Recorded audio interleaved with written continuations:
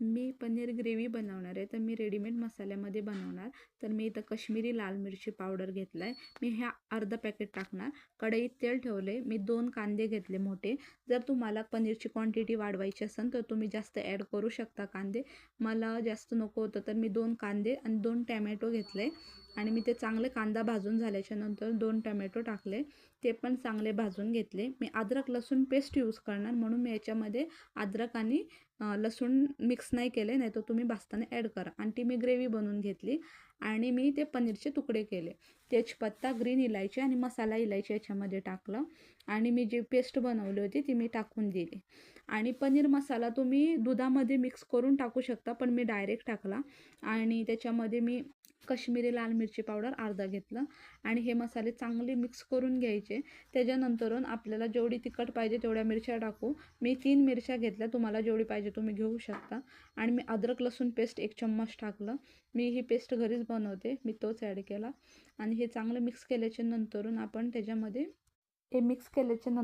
याच्यामध्ये लाल तिखट, हळद आणि मीठ टाकून चांगलं एक 5 मिनटं बारीक गॅस करून आपण ते ठेवून टाकू. त्याला चांगली तर्री सुटल्याच्या नंतरून तर आपण त्याच्यामध्ये बटर टाकू आणि बटर टाकल्याच्या नंतरून चांगलं मिक्स करून घ्यायचं. आणि बटर टाकून झाल्याच्या नंतर तुम्ही फ्रेश क्रीम यूज करू शकता, पण मी फ्रेश क्रीम नाही टाकलेली आहे. मी घरातली मलाई जी होती तीच यूज केली आहे. आणि चांगलं मिक्स करून घ्यायचं. त्याच्यानंतरून आपण त्याच्यामध्ये कस्तुरी मेथी टाकू.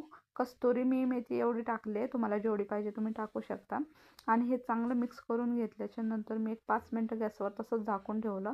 आणि मी आता त्याच्यामध्ये पनीर टाकणार. पनीर टाकून मी त्याला मिक्स करून घेतलं. आणि त्याच्यानंतरून मी त्याच्यामध्ये गरम पाणी टाकलं. थोडंसं मला जेवढं पाहिजे तेवढं टाकलं. तुम्हाला जसं पाहिजे तुम्हाला ग्रेव्ही तेवढं तुम्ही ॲड करू शकता. मी जास्त पाणी यूज नाही केलेलं आहे. तर मी हे चांगलं मिक्स करून एक 5 ते 6 मिनटं मी तसंच झाकून बारीक गॅसवर ठेवून टाकलं. आणि त्याच्यानंतरून आपले सगळे मसाले पण चांगले भाजून जातात एक झाकून ठेवल्याच्या नंतरून. आणि जर तुम्हाला माझा व्हिडिओ आवडला असेल तर लाईक करा, शेअर करा, सबस्क्राईब करा.